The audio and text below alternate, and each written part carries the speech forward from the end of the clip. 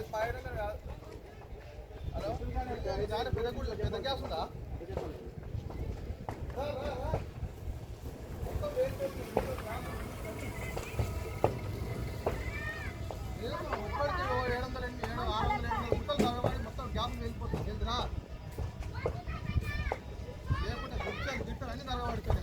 మసి మొత్తం అన్ని సెక్షన్లు మన సెక్షన్ కావాలి. ఇంకా ఇప్పుడు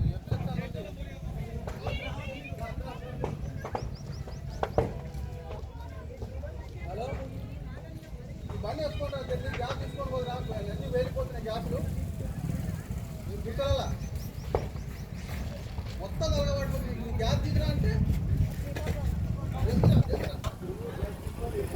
గ్యాస్